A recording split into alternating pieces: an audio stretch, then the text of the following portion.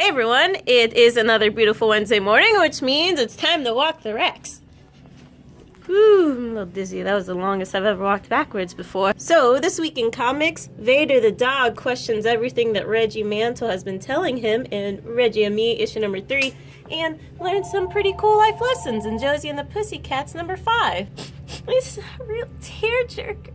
We also have 3 Assassin's Creed titles out this week. We have Awakening, Uprising, and a new one, Assassin's Creed Reflections, which features all of your favorite assassins.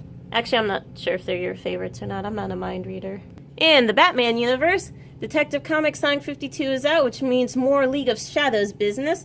We also have Nightwing running into Batgirl and Huntress in Batgirl and the Birds of Prey issue number 8, which might be a little awkward considering... well, you know. Anyway, Gotham Academy, second semester, issue number 7 is here, and Red Hood and the Outlaws, issue number 8, we get to find out a little bit more about Artemis. So, since it's been revealed that Captain America has been a Hydra agent since, his childhood, you might be wondering a few things, including, how did he fight for the Allies in World War II if he's a member of Hydra? Well... in Captain America, Steve Rogers, issue number 13, all will be revealed! Disclaimer, not all of it will be revealed. We also have a new Charmed series, and you might be thinking, well, the Charmed ones must be living a pretty charmed life, but it isn't so. It's very hard to balance witchcraft and life and work and all that stuff, so, yeah. And plus there's a demon horde after them now, so... So Doctor Strange and company has been betrayed by one of their own, and Doctor Strange and the Sorcerer Supreme, issue number 6, now they're banished to the Dark Dimension. By the way, I highly recommend this book. It's one of my favorites now. Especially if you don't know too much about the other Sorcerer Supreme, it's a nice little intro. Earth 2 Society is wrapping up the series with issue number 22, and in this one, we get to see if all our heroes are going to have a happy ending, and then we also get to see what's going on with Batman and company, too, so, yeah. Kid Flash learns the secret history of his dad, the Reverse Flash, in Flash number 18. Grass Kings is a new one from Matt Kent, and it's about these 3 brothers who run a trailer park kingdom, so that actually sounds pretty cool. The fight between the Inhumans and the X-Men wraps up in Inhumans vs. X-Men number 6, and it's Emma Frost versus Medusa, Queen versus Queen. Who will win? You just have to read it to find out. Ooh. We also have IT, The Secret World of Modern Banking, which the title is pretty self-explanatory. It's about modern banking and all the drama and the mischief and the, deceits and the lies that go along with banking as well. So that's cool. There's also a new Hellboy series, Hellboy and the BPRD 1954 and the Ghost Moon, and it's about Hellboy hunting demons in Hong Kong.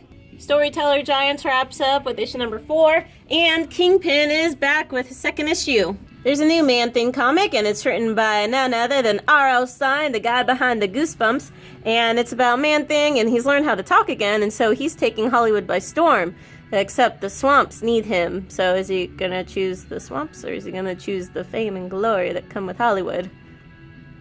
Nailbiter is ending the series with issue number 30, so we get to see how everything wraps up there. And Nancy Drew has to help the Hardy Boys solve a case. So the Hardy Boys have been framed for the murder of their dad, and they need Nancy Drew's help. Love is in the Air, Nova number 4, when Richard Rider and Gamora get together. And there's also Planet of the Apes and Green Lantern number 2. Redline is a new comic that takes place in the sort of future, and it takes place on Mars as well. So there's been a bombing in one of the cities, and everyone's like, who done it? The Martians done it. And so it's up to this guy, and he's like, oh, no, the Martians didn't done it. And so there's also diarrhea. Am I explaining this very well? The Silver Surfer and Dawn find themselves in a heck of a lot of trouble in Silver Surfer issue number 9. Spider-Man Deadpool issue number 15 is a Till Death Do Us part. It's the second part of that one, so you get to see Spider-Man join in all this monster mayhem. Squirrel Girl has been betrayed! An unbeatable Squirrel Girl issue number 18. In Suicide Squad issue number 13, Deadshot has escaped, but it's gonna cost somebody's life.